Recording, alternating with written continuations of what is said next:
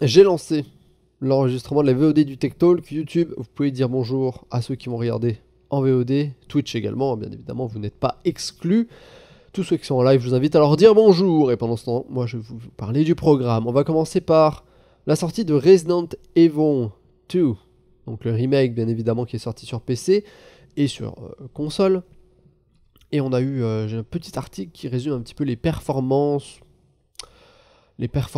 avec différents systèmes sur ce jeu-là et avec différents settings graphiques pour vous donner une petite idée de ce que vous aurez en nombre d'images par seconde, dépendamment de votre configuration, ou ce qu'il faut comme configuration pour y jouer confortablement. On va passer ensuite sur à peu près le même type de news, mais sur Metro Exodus, qui sort dans moins d'un mois, ou un mois à peu près. Quel type de configuration il faudra pour jouer à Metro Exodus. On va ensuite passer sur une petite news concernant Anthem, sur une news qui concerne de l'intelligence artificielle et plutôt DeepMind de chez Google. Le FlexGate d'Apple. Apple rencontre des problèmes, notamment avec des MacBooks. On va parler de ça. On va parler de la prochaine Xbox. De encore et toujours les prochaines GTX 1660 et 1660 Ti. On va parler aussi de Ryzen et d'AMD avec Navi et des potentiels prochains GPU. Voilà. Voilà. On va parler de tout ça. Des petites news tranquilles. Voilà. Et on va commencer tout de suite avec le remake de Resident Evil 2. Un jeu excellent. Un jeu qui était vraiment une pointure, une référence des pseudo-jeux d'horreur zombies quand il est sorti. Et très bonne chose de la part de Sony, je sais plus exactement qui a publié le jeu, mais bref, de faire un remake de ce jeu-là. Vraiment une très bonne idée. J'ai joué à la démo, je ne l'ai pas encore acheté parce que pour l'instant il me semble un peu cher. J'achèterai certainement quand il aura baissé de prix, quand il sera en promo, etc. pour y jouer, parce que j'ai vraiment envie d'y jouer. Mais pour avoir joué à la démo, j'ai trouvé très plaisant, très beau graphiquement, facile à prendre en main, etc. Une ambiance à souhait, genre qui fait peur, mais pas trop, tu vois. Bref, pour moi c'était une réussite, c'est une réussite. Donc, quel type de matériel il vous faut pour jouer à Resident Evil 2 dans de bonnes conditions?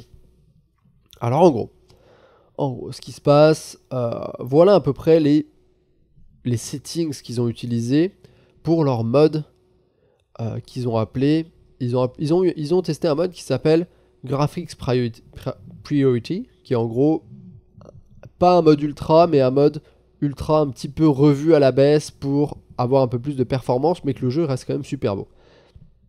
Donc avoir un framerate variable, anti-aliasing FXA plus TAA, des texture quality en élevé, un filtre anisotropique en 16 fois pour le filtre des textures, la qualité du maillage en élevé, la qualité des ombres en max, j'aurais baissé ça d'ailleurs un petit peu, hop. Le cache d'ombre activé, les ombres de contact activées, les réflexions screen space de l'espace écran activé, blablabla. Vous voyez un petit peu ce que ça donne. Donc on est pas mal proche des settings ultra. Ils ont testé ça sur différents systèmes, vous allez voir, sur un i5 8600K et sur un Ryzen 7 1700 également, avec différentes cartes graphiques, etc. Ils ont testé 2080 Ti, 2080, 2070, 2060, 1080, 1070, 1060, Vega 64, 56, RX 580 et RX 570. Donc ça, c'est la différence entre les différents presets qu'ils ont pu utiliser en 4K avec l'i5 et la RTX 2080 Ti. Au max, en 4K, ça tourne à 80 FPS. Ce qui fait que ça tourne vraiment bien avec une 2080 Ti en 4K, même en 4K au max. En utilisant certainement un truc un peu moins genre élevé, on peut monter à 90 FPS. Si ils priorisent les performances, je pense que là, ils sont mis en médium, quelque chose comme ça, à mon avis. Ils sont montés à 140 FPS en 4K, ce qui est quand même pas dégueu. Ils ont également regardé le nombre de cœurs. Merci à Oro Jackson qui balance 2 balles. Ce serait cool si Apple fabriquait des Mac Gaming. Ça pourrait être intéressant en vrai. Mais le problème c'est que macOS, il y a un nombre de jeux assez limité qui tournent sur Steam, macOS, etc. Même s'il y en a de plus en plus, ça reste pas le meilleur au niveau plateforme de jeu, ce qu'on se le dise. Ils ont testé le nombre de cœurs est-ce que le nombre de cœurs était important. Donc si vous avez un dual core, ça va être compliqué. Voilà, là je pense qu'ils sont en 1080p. Ils ont testé en 1080p histoire de mettre le plus de contraintes sur les CPU, parce que c'est là où en 1080p, vu que c'est la plus basse résolution, c'est là où ça va être le plus limité par le CPU. Si vous avez 2 cœurs, oubliez. Si vous avez un corps de duo, oubliez. Ça va très mal tourner. Si vous avez un 4 cœurs, sans hyperthreading, 4 cœurs, 4 fils de calcul, donc un i5 7600, 6600, etc., ça va tourner pas mal, mais vraiment, pour moi, je pense qu'il faudra avoir soit un i7 avec 4 cœurs, 8 fils de calcul, ou un i5 avec 6 cœurs. Voilà, c'est là parce qu'on voit quand même qu'on gagne 40 images par seconde en passant de 4 cœurs à 6 cœurs. Voilà. Du côté de Ryzen, ils ont fait la même chose, ils ont regardé comment ça... l'évolution en fonction du nombre de cœurs activés sur les processeurs Ryzen. 2 cœurs, 4 fils de calcul, c'est bien mieux que seulement 2 cœurs. Mais encore une fois, on retrouve que 4 cœurs, 4 fils de calcul, 140 fps, c'est pas mal. On se rapproche pas mal des 167 de chez Intel avec le même nombre de cœurs. Mais encore une fois, là où ça va vraiment, je pense, c'est ce que je disais, c'est qu'il faut 4 cœurs, 8 fils de calcul. On passe à 156 ou alors 6 cœurs. Potentiellement 6 cœurs, 6 fils de calcul, 6 cœurs, 12 fils de calcul. On est à 160 fps. Bon, comme vous le voyez, Ryzen, c'est la première génération. On monte moins haut que chez Intel parce que les fréquences sont plus basses et le nombre d'instructions par cœur est plus faible. Pour comparer les deux pros, comme vous pouvez le voir, toujours un petit avantage du côté d'Intel, que ce soit en 4K. En 4K, on a une image par seconde, c'est rien, mais dès qu'on passe en 1080p, 1440p, voilà, 40 images par seconde de différence, 20 images par seconde de différence. Au niveau des cartes graphiques, à quoi vous pouvez vous attendre? Je dirais que c'est jouable avec quasiment n'importe quelle carte au-dessus d'une 1050 Ti en 1080p à environ 60 fps. Voilà. D'ailleurs, je pense qu'ils sont mis en settings, les settings que vous voyez plus haut là, en truc quand même assez élevé. Donc ils sont en élevé, je dirais, settings graphiques élevés. Est-ce que... Ouais, je pense que c'est en élevé. Je veux pas dire que c'est en ultra parce que je veux pas me tromper et qu'en fait ce soit en élevé. Enfin bref, vaut mieux que vous attendiez à avoir 85 fps et que vous en ayez 90 que l'inverse. 1060, on est quand même à 85 fps, ce qui est déjà pas mal. C'est pour ça que ça me fait dire qu'avec une 1050 Ti, je pense qu'on aura des bonnes perfs. Et après, aucun problème là-dessus. Si vous jouez en 1440p, ça va commencer à taper dans les RX 580 et les 1070 pour jouer à plus de 60 fps correctement. Et si vous voulez jouer en 4K à Resident Evil 2, là il va falloir, je dirais 2070, 2080 ou 2080 Ti. Voilà. Voilà. Alors ça c'est DirectX 12. Apparemment sur DirectX 12, les RX Vega s'en tireraient mieux. Regardons voir. Donc 102, 124, ça doit être en 1440p. Non, ça doit être en 102, 124. Non, ça doit être en, ouais, ça doit être en 1440p. Je pense qu'ils ont fait ces tests-là. Bref. Pour jouer à Resident Evil 2 dans de bonnes conditions, le remake en tout cas, privilégier un processeur qui a soit 4 cœurs et 8 fils de calcul, soit 6 cœurs, et privilégier une carte graphique qui soit au-dessus de la 1050 Ti, donc privilégier généralement, genre si vous jouez en 1080p, une 1060, une 1070, si vous jouez en 1440p, 1070, Vega 64, si vous voulez jouer en 4K, ça va être RTX 2070 par contre, RTX 2080. Voilà. 8 Go de RAM, ça peut passer, je privilégierais 16 par contre. Et pour vous dire quand même que le jeu est plutôt beau. Bon. Resident Evil, c'est bien. Mais. Il y a également Metro Exodus qui va sortir très prochainement. Et on a également les configurations pour ce jeu-là. Alors, Metro Exodus. Un des jeux qui va avoir le ray tracing et que j'attends fortement parce que il aura pas seulement les réflexions pour le ray tracing, il a aussi l'occlusion ambiante et l'illumination globale, si je dis pas de conneries. En tout cas, je suis sûr qu'il a l'occlusion ambiante. Ce qui va changer beaucoup de choses au niveau des rendus de la lumière et des ombres avec le ray tracing on et sans le ray tracing. Il y aura une plus grosse différence que sur Battlefield 5, j'en suis quasiment certain, je vous l'assure. Donc, par contre, pour y jouer, il va falloir avoir une grosse config, quand même une grosse config. C'est-à-dire que si vous voulez jouer au minimum, donc je pense que c'est settings graphiques au plus bas, 1080p 30 fps, il faut un Core i5 de 4ème génération, donc c'est preset low, 8 Go de RAM et une GTX 1050 ou une carte de chez AMD qui soit une 7870, donc quand même des cartes assez vieilles. Si vous voulez jouer de manière plutôt correcte, c'est-à-dire settings graphiques en medium high et jouer en 1080p 60 fps, il vous faudra un i7 4790K, donc c'est un vieil i7 quand même, c'est 4ème gen, mais bon, ça reste un i7, 8 Go de RAM et une GTX 1070 ou RTX 2060 ou Vega 56. C'est-à-dire que pour jouer en settings élevés 1080p 60 fps, il faut une GTX 1070, ce qui est quand même assez demandant. Pour jouer en 1440p 60 fps ultra, il faut un i7 de 8ème génération, donc le 8700K, donc un processeur avec plus de 6 cœurs et potentiellement l'hyperthreading, une GTX 1080 Ti ou RTX 2070 ou Vega 64 et 16 Go de RAM. Et pour jouer en 4K, il faut un 9900K et une RTX 2080 Ti. Voilà.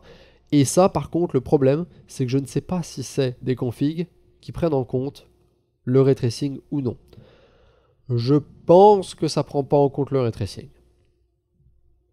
Je pense que si on active le ray tracing sur Metro Exodus, en tout cas quand on activera le ray tracing sur le Metro Exodus, il faudra, vous prenez toutes les configs là, en tout cas les cartes graphiques, vous les prenez et vous les remontez d'un cran. C'est-à-dire que pour jouer en 1080p 60 fps, il faudra une RTX 2070 et plus une RTX 2060.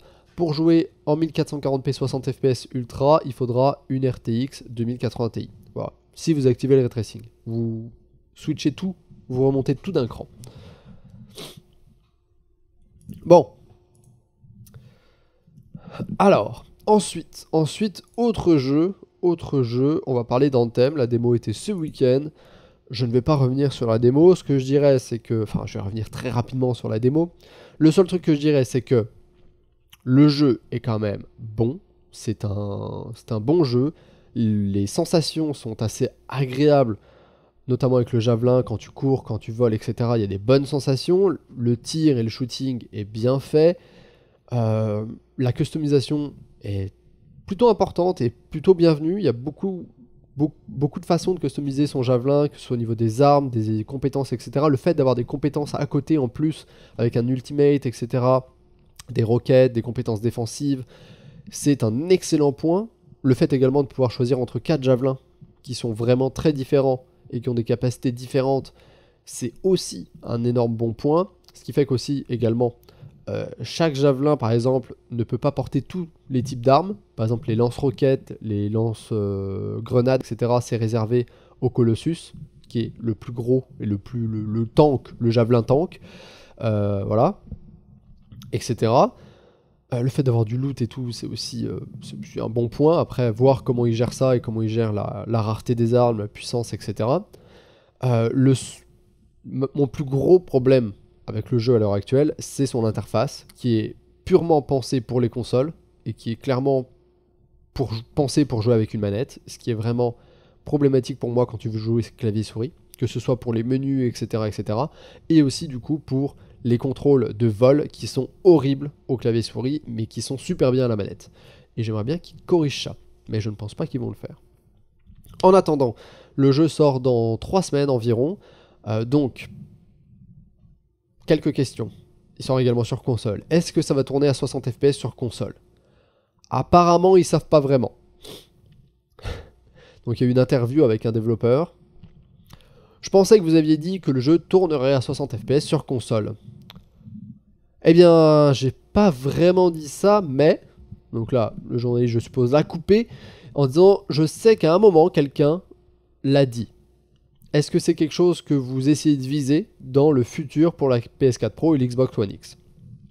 Et le dev répond oui, dans le futur, on essaye de viser les 60 fps sur PS4 Pro et sur Xbox One X, mais le truc c'est qu'on ne sait pas si on va être capable de proposer cette expérience dès la sortie. C'est-à-dire que le 60 fps va peut-être venir via des patchs d'optimisation un petit peu plus tard, sur console en tout cas.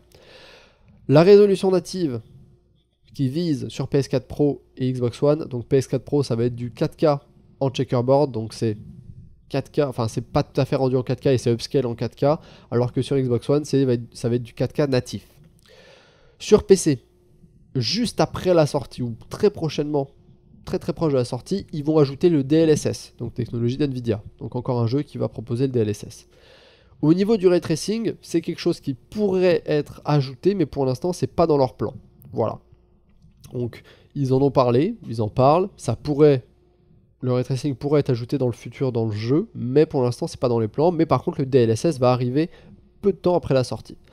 Et le jeu bien évidemment sort le 22 février, donc très prochainement. Voilà.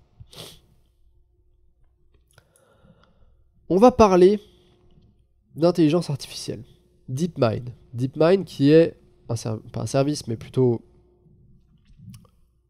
qui est fait par Google DeepMind.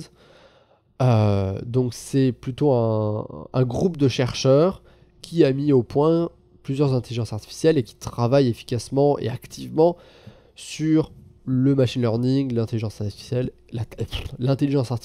etc. Donc ils avaient déjà mis au point plusieurs intelligences artificielles pour des jeux vidéo qui avaient battu notamment des joueurs professionnels. Donc je pense que le dernier en date c'est une intelligence artificielle qui avait battu un joueur professionnel de Go, qui est un jeu japonais qui ressemble un peu à des échecs mais un petit peu différent. Et là, AlphaStar, qui est du coup une autre intelligence artificielle, vient de battre des joueurs professionnels de StarCraft en 1v1. Donc notamment, elle a joué contre Mana et elle l'a battu 10-1. C'est-à-dire qu'elle a gagné 10 fois de suite et Mana a réussi à gagner une fois, mais ça on en parlera à la fin parce que les conditions n'étaient plus les mêmes.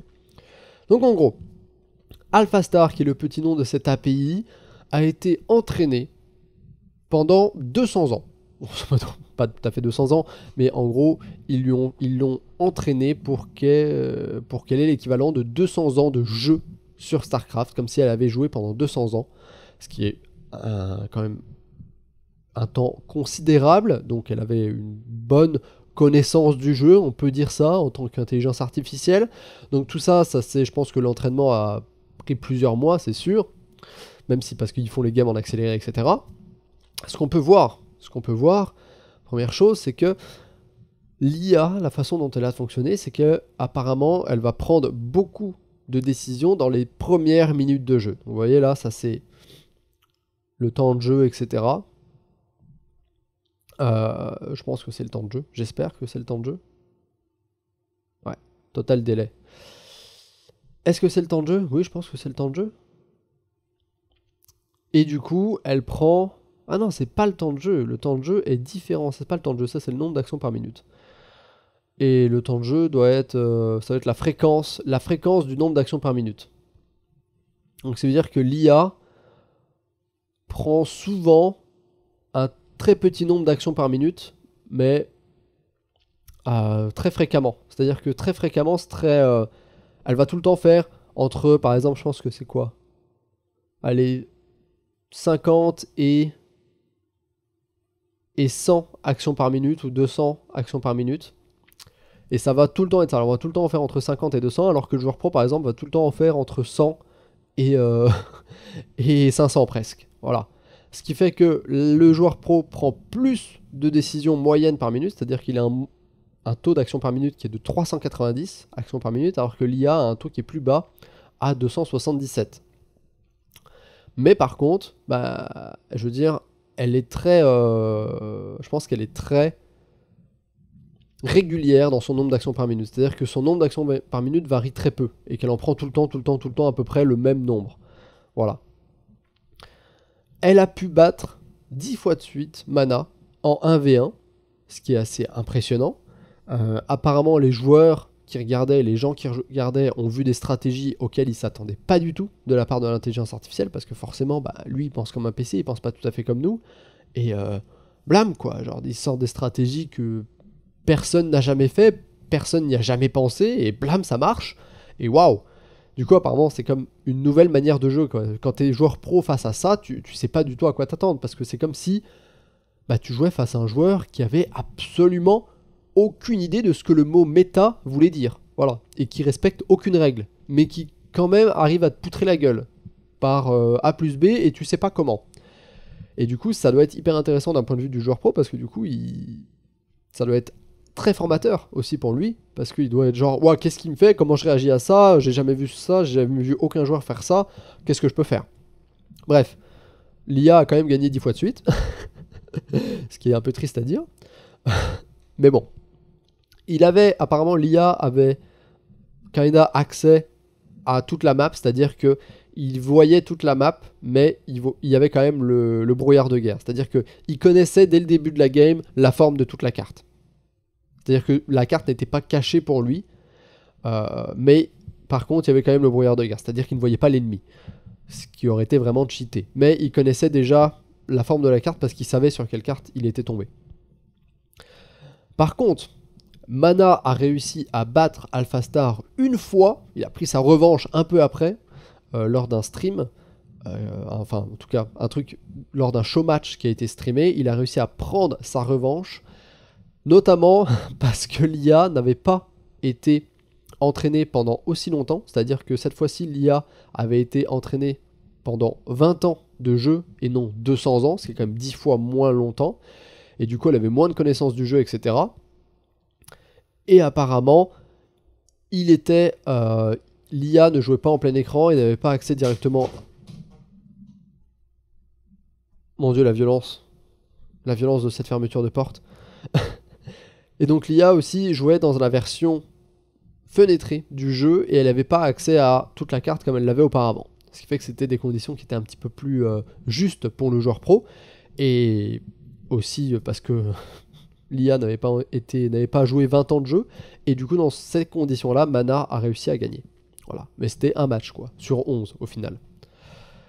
Vous pouvez également, je pense que les matchs sont disponibles sur Twitch ou quelque chose comme ça. Ils sont également disponibles sur le site de DeepMind. Vous tapez DeepMind AlphaStar, et je pense que vous pouvez trouver les replays des matchs, etc. Vous pouvez même trouver les démos de comment l'IA se comporte.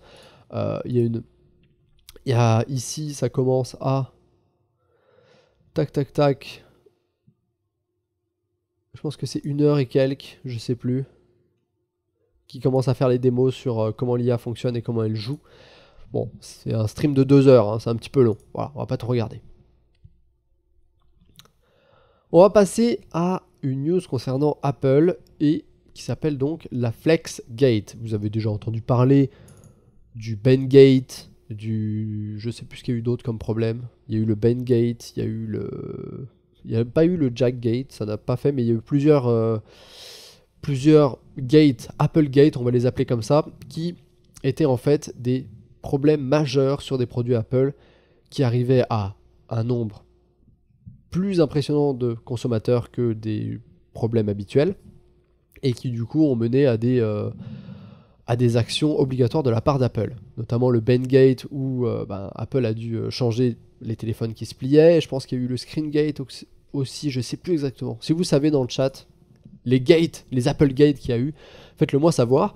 Ici, on a affaire au FlexGate qui apparemment touche les MacBook Pro et en gros le problème c'est que les écrans des MacBook arrêtent de fonctionner. Voilà, au bout d'un moment, à cause du design du hardware. C'est-à-dire que ce qui se passe, c'est que le câble qui relie la carte mère à l'écran, donc qui fait la connexion entre la sortie vidéo sur la carte mère de la carte graphique et qui va jusqu'à l'écran, et bien ce câble-là, la matière de ce câble-là, l'hardware vraiment physique, le câble en lui-même et le type de câble qu'ils ont utilisé, a été changé pour les nouveaux MacBook.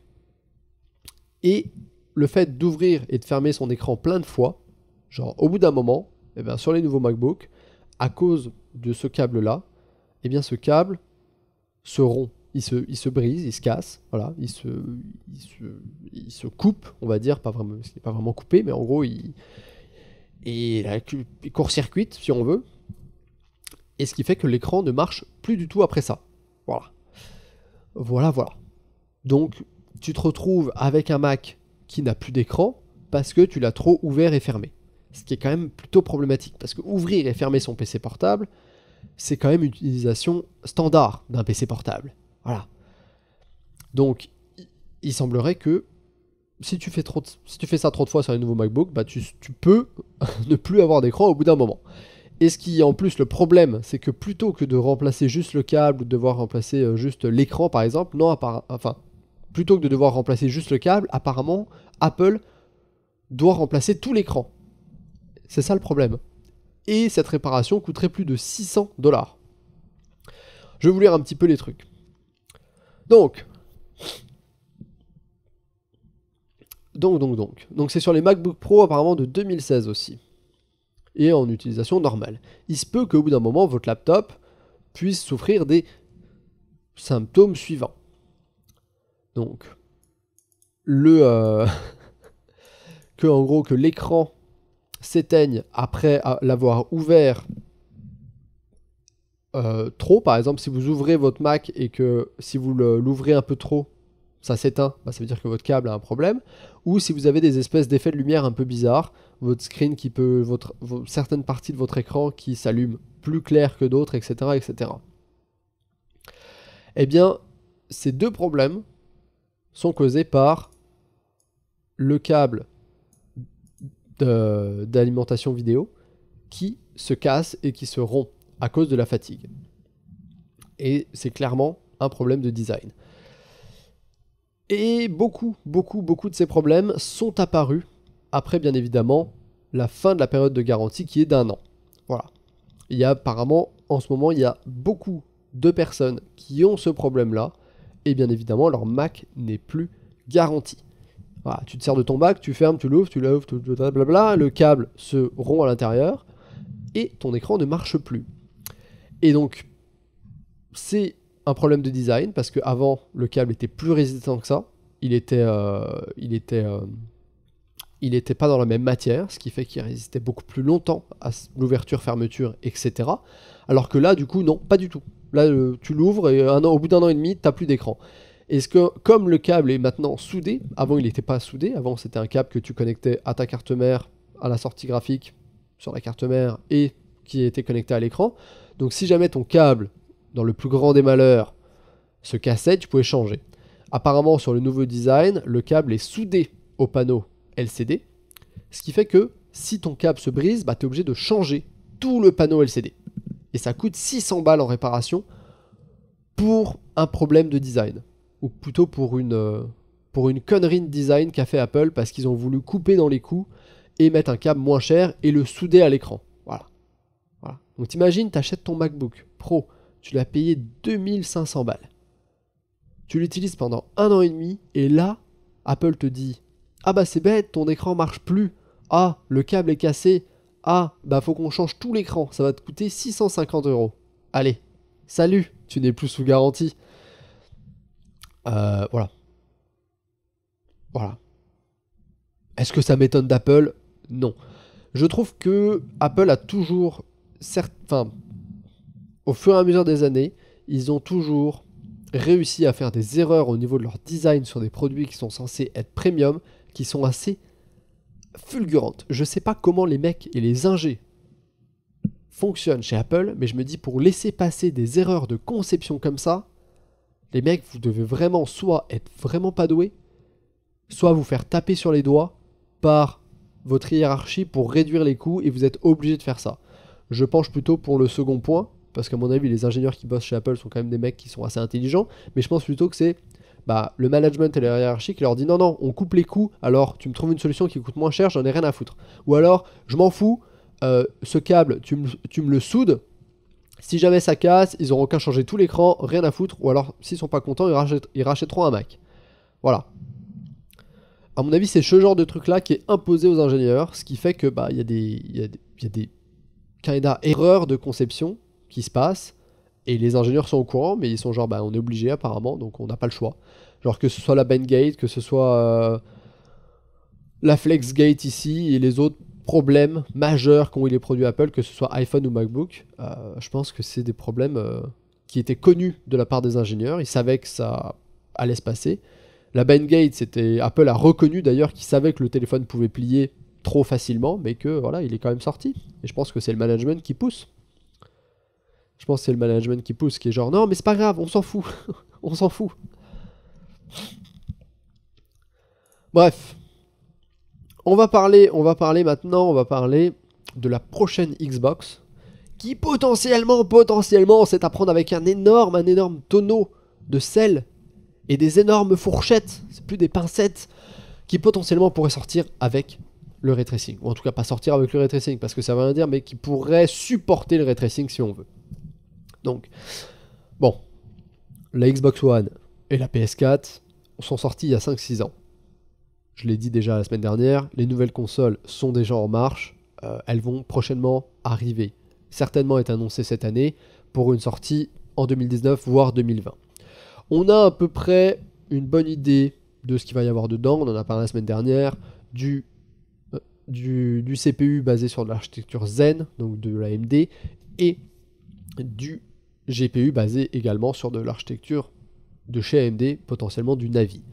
Donc il semblerait également que au niveau de la Xbox One, enfin la Xbox One, j'appelle la Xbox One, mais plutôt la prochaine Xbox, on ait potentiellement déjà un SSD de 1 Tera à l'intérieur en NVMe, ce qui est plutôt pas dégueu, ça changera beaucoup du disque dur mécanique qu'il y a dans les Xbox, voilà. Puis 1 Tera, c'est une bonne capacité de stockage, je veux dire ça change des 400 Go, 500 Go qu'on a. 1 Tera de SSD en mémoire non volatile NVMe qui est en plus rapide, ça peut vraiment faire du bien sur les prochaines consoles. Et il se pourrait que le ray tracing soit au programme pour la prochaine Xbox. Et donc du coup, il semblerait également que le kit de développement pour les jeux et pour la prochaine Xbox soit de sortie après la Game Developer Conference de 2019. La Game Developer Conference, c'est une conférence qui se tient en août, donc ça va être août 2019, et un kit de développement, ce qu'on appelle kit de développement, en gros c'est Microsoft qui donne aux studios de développement de jeux un kit pour pouvoir développer des jeux sur la Xbox, sur la nouvelle Xbox. Donc généralement ça comprend une console de test, un prototype, ou plusieurs consoles prototypes, les nouvelles Xbox, pour qu'ils puissent tester le hardware, etc. Et aussi toute une partie logiciel et software pour pouvoir interfacer avec la console, etc. etc. Bref. Les kits de développement, c'est généralement des gros trucs, dont la console en elle-même fait partie. Donc il se peut qu'on voit les premiers prototypes de la prochaine Xbox après la GDC 2019. On parlait donc de la prochaine Xbox. Donc sur Reddit, un utilisateur apparemment aurait échanger ou plutôt donner des informations sur différentes choses, notamment nom de code, etc., différentes fonctionnalités, le hardware et tout et tout. Donc il semblerait que les spéculations qu'on a au niveau du hardware et des composants de la Xbox soient en partie vraies. Que, en tout cas ce qui concerne le stockage, ça serait vrai. Donc on aurait bien, dans la prochaine Xbox, 1 Tera de SSD en NVMe. Voilà. Que le chipset serait appelé Anubis de la part d'AMD, donc ça serait le nom de code du chipset de la nouvelle Xbox, ça s'appellerait Anubis. Donc si jamais vous voulez checker un petit peu du côté d'AMD, vous pouvez taper AMD Anubis Xbox, vous allez certainement trouver des informations.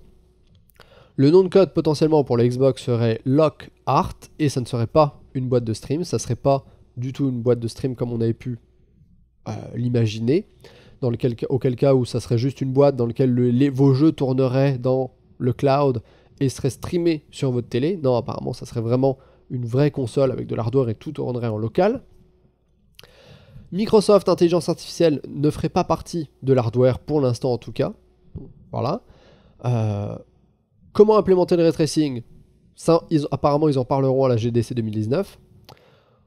Pourquoi est-ce qu'ils ont fait une décision comme ça ? Ils en parleront à la GDC 2019. Et quand est-ce que le développement kit sortira ? Après la GDC 2019. Voilà. Ce sera apparemment ces informations-là qui auraient leaké sur Reddit. avec le hardware qui consisterait à un CPU avec 8 cœurs et 16 fils de calcul de chez Zen, architecture Zen 2, une carte graphique custom avec architecture Navi qui aurait une puissance de un peu plus de 12 teraflops, 16 Go de mémoire en GDDR6 et 1 Go de stockage en SSD. Et il y aurait apparemment le ray tracing. Ray tracing is through. Voilà. Donc le ray tracing serait une fonctionnalité qui ferait partie de la prochaine Xbox. Donc comme quoi, le ray tracing, tout le monde s'y met, même les consoles. Voilà. Parce que c'est le futur. Bon. Parlons maintenant de la prochaine GTX 1660 et 1660 Ti. Donc les prochains GPU de l'architecture Turing et de chez Nvidia sans le ray tracing. Donc, il y a eu une présentation apparemment officielle de Nvidia qui a été faite à la presse qui a révélé les prochains GPU. Donc ces deux cartes, donc la 1660 et la 1660 Ti. Donc c'est vraiment quelque chose qui va arriver très prochainement. Les informations ont été données, il y a une conférence qui a été faite, il y a une présentation qui a été faite pour les partenaires de chez Nvidia, etc. Donc, on va les voir arriver très prochainement et potentiellement plus proche que vous ne le pensez. Il se peut que ces cartes arrivent en février. Attendez-vous à voir la GTX 1660 et la GTX 1660 Ti en février. Voilà, je dis ça comme ça. Voilà, je dis ça comme ça. En tout cas, la 1660 Ti. Il semblerait que la 1660, elle, sortirait en mars. Mais pour la 1660 Ti, ça se lancerait en février. Voilà. Et il y aurait par exemple deux variantes de la 1660, mais une seule de la 1660 Ti. Voilà. Et le prix, aux alentours des 350 US pour la 1660 Ti et 250-300 US pour les 1660. Et voilà un petit peu les specs qu'on aurait. Donc, 1536 Q d'accord pour la 1660 Ti, 1280 pour la 1660. Donc, plus de texture unit, hop, une fréquence à 1500 MHz de base pour la 1660 Ti, 1770, 6 Go de GDDR6. La 1660 serait toujours en GDDR5, mais avec 6 Go quand même. Et voilà, une sortie en février pour la 1660 Ti, une sortie en mars pour la 1660, et des prix qui vont tourner entre 200 et 350 $, dépendamment de la version. Au niveau des benchmarks, il y en a certains qui ont leak également un petit peu. Voilà, j'ai juste ça comme ça, notamment pour la 1660 Ti, et il semblerait qu'elle soit à peu près 20% plus rapide que la 1060. Voilà. 20% plus rapide que la 1060, avec l'architecture Turing, mais sans le ray tracing. Ça peut être quand même une bonne carte. Ça peut être une bonne carte. C'est un benchmark sous Ashes of the Singularity qui est sorti, où du coup la carte arrivait à avoir 75 FPS, donc images par seconde, avec une GTX 1660 Ti. Donc bien évidemment, on a seulement environ 300 Q d'accord de plus, ou 400 Q d'accord de plus que la GTX 1060. Donc c'est pour ça mais on n'a pas autant de Q d'accord que la RTX 2060. C'est pour ça qu'on n'est pas aussi performant qu'une RTX 2060. Donc c'est pour ça qu'on prévoit 20% de performance en plus par rapport à la 1060 pour la 1660 Ti. Et je pense qu'on aura 5 à 10% de performance en plus pour la 1660 standard. Pas la version Ti, par rapport à la 1060. Voilà. Voilà. Parce qu'on a le même nombre de Q d'accord entre la 1060 de base et la 1660. C'est juste que c'est l'architecture qui change parce qu'on passe de Pascal à Turing. Et on passe aussi sur la GDDR5X apparemment. J'avais dit GDDR5, il semblait que ce soit de la GDDR5X. Mais c'est pour ça que je pense qu'on va avoir juste 5 à 10% de perf en plus sur la 1660. Par contre, le prix, à mon avis, va être assez alléchant. Notamment parce que je vous parlais des prix entre 200 et 350 $ pour la 1660 Ti. À mon avis, les prix vont être plus faibles que ça. C'est-à-dire qu'on peut s'attendre à une 1660 qui va coûter 220 €. et une 1660 Ti qui va coûter dans les 280 euros.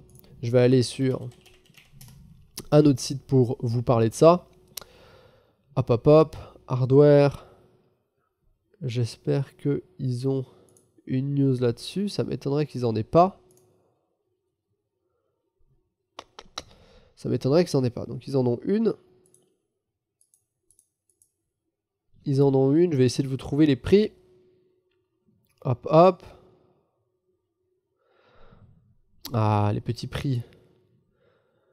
220 euros potentiellement pour la GTX 1660 et 299 pour la 1660 Ti. Voilà. C'est ça qu'on veut voir. C'est ça. Regardez. Voilà. C'est ça qu'on veut voir. Mon petite note. DJ qui a balancé cette info au calme, dans le plus grand des calmes et des respects. GTX 1660, 220 euros. GTX 1660. Ah, je suis perdu dans mes chiffres. GTX 1660 Ti, 299 euros. Ce qui les place plutôt bien par rapport au 1060, par rapport au RTX 2060, etc. etc. Bon, je vais mettre ça là. Hop là, et on va parler maintenant de Ryzen 3000. Je vous l'avais dit, c'était très probable que les Ryzen qui avaient été présentés lors du CES 2019, notamment le processeur Ryzen 3000 qui avait été présenté, puisqu'ils en ont montré juste un quand ils étaient sur le devant de la scène, et ils en ont fait tourner juste un sur un Cinebench, il était très probable que ce soit un Ryzen 5 3600, si on respecte un petit peu leur logique des noms. Eh bien, on le disait, si ça c'est un Ryzen 5 qu'ils ont montré, c'est parce qu'il y a encore de la place sur le processeur pour mettre une seconde partie, un second die où il y aurait plus de cœurs. Un second petit CPU ici, là. Voilà. Et ce qui ferait qu'on aurait des Ryzen 3000 avec 8 cœurs, 16 fils de calcul, et des Ryzen 3000 avec 16 cœurs, 32 fils de calcul. Voilà, pour les plus haut de gamme. Et il semblerait que cette information se vérifie de plus en plus parce que un Ryzen qui aurait 12 cœurs et 24 fils de calcul aurait fait son apparition dans un benchmark. Voilà. Juste comme ça. Il aurait un petit peu pseudo-leaké dans un logiciel de monitoring and benchmark, dans une base de données de logiciels de monitoring and benchmark. Il aurait leaké et serait listé, donc il y aurait un AM4, donc un CPU AM4, avec un numéro de sample, donc on ne sait pas quelle référence exactement c'est, parce qu'on a juste le numéro de série du CPU, mais on sait que c'est de la M4, que c'est seulement un CPU, et qu'il a 12 cœurs, 24 fils de calcul, qui tournent à 3.4 de base et 3.6 en turbo. Voilà. Donc, un truc comme ça, qui arrive dans une base de données de logiciels de benchmark, ça sent fortement le Ryzen 3000. Voilà. Donc potentiellement, les infos qu'on a données sont véridiques et vont être vérifiées. On aura bien des Ryzen 3000 avec 12 cœurs, 24 fils de calcul et même 16 cœurs, 32 fils de calcul. Voilà. C'était juste pour vous confirmer ça. On a Sapphire qui annonce sa Radeon 7. Voilà. Radeon 7. Nouvelle carte de chez AMD également. Donc qui va sortir une version de référence de la part de Sapphire. Donc très prochainement généralement. Je pense que ça va sortir au jour J du lancement des cartes qui est le... Je pense que c'est... Je sais plus quelle date exactement. C'est au début février. Je pense que c'est le 7 février. Quelque chose comme ça ou le 9 février. Donc... c'est quasiment la même que celle qui a été présentée lors du CES. C'est la même configuration, c'est le même PCB. Il y a juste les fréquences qui ont été un petit peu différentes de ce qui a été présenté au CES. Là, apparemment, Sapphire prévoit des fréquences de 1750 MHz en boost, alors que AMD avait dit qu'on pouvait aller jusqu'à 1800 MHz en boost. Voilà. C'est une petite différence assez légère. Je pense que de toute façon, si tu veux gagner les 50 MHz en plus, tu pourras overclocker la Radeon 7 pour gagner ces 50 MHz en plus. Voilà. En attendant, autre news qui concerne AMD, plus de cartes graphiques, toujours plus de cartes graphiques, parce que c'est les news qu'on préfère. Il y aurait eu un leak, ou plutôt une fuite, sur les cartes graphiques avec l'architecture Navi de chez AMD, et que le lancement serait potentiellement prévu pour juillet 2019, donc de ces cartes Navi. Donc il y aurait 4 variantes de cartes graphiques sur l'architecture Navi, et ça sortirait potentiellement en juillet 2019. Ça a été repéré dans une update pour Mac OS.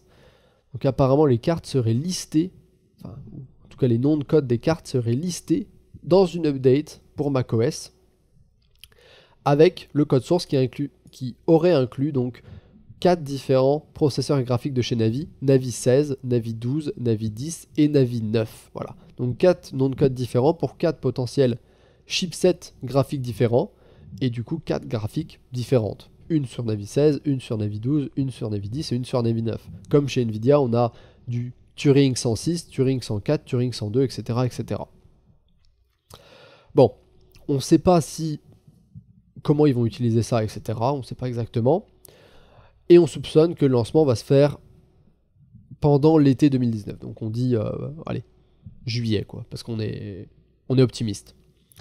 Et donc il semblerait qu'il y aurait potentiellement 4 différentes cartes qui pourraient sortir. On ne sait pas si Navi 16 va peut-être être réservé pour les APU, parce que ça va peut-être être le moins puissant. Navi 9, ça va peut-être être réservé pour le très haut de gamme ou pour le Pro. Voilà, on ne sait pas s'ils vont utiliser le même chipset pour faire plusieurs cartes graphiques, ce qui est aussi possible. Ce qui est aussi possible et ce qui est noté ici. Par exemple, utiliser Navi 12 pour faire ce qui pourrait être une RX 3060 avec 4 Go de DDR6, un TDP assez faible, et qui aurait la puissance d'une GTX 2050 ou d'une GTX 1060. Il pourrait également utiliser Navi 12 pour faire une RX 3070, 8 Go de DDR6, 120 watts de TDP, et qui se rapprocherait de la puissance d'une GTX 1070, RTX 2060. Et il pourrait potentiellement utiliser Navi 10 pour faire une RX 3080, 8 Go de GDDR6, 150 watts, et qui se rapprocherait de la puissance d'une 1080 ou d'une RTX 2070, avec des prix assez alléchants de la part d'AMD, 250$ pour la RX 3080, 200$ pour la 3070 et 130$ pour la 3060. Si on a une carte de chez AMD qui arrive en juillet, potentiellement celle-là, au prix de 250$ et qui vient concurrencer la RTX 2070 et la GTX 1080, bien évidemment sans ray tracing, sans DLSS, mais rien qu'au niveau des perfs brutes, pour ce prix-là, moi je dis clap clap, bravo, coup du chapeau, j'achète. Clairement. En tout cas, je vais peut-être pas l'acheter parce que j'ai pas besoin d'une carte graphique, mais je la recommande. Voilà. Ce serait une très bonne carte graphique. Et bien évidemment, tout ça serait gravé en 7 nanomètres. Voilà. Parce que pourquoi faire différemment? Bon, on va certainement en reparler très prochainement. Plus on se rapproche de toute façon de juillet, plus il y aura de fuites, de spéculations, etc. etc. Voilà, et c'était un peu la dernière news. C'était la dernière news. Voilà. J'espère que ça vous aura plu. N'hésitez pas à laisser vos questions et remarques en commentaire pour ceux qui regardent en VOD, à liker si vous avez liké, disliker si vous avez disliké. Puis sur ce, comme d'habitude, moi je vous dis à ciao, bonsoir.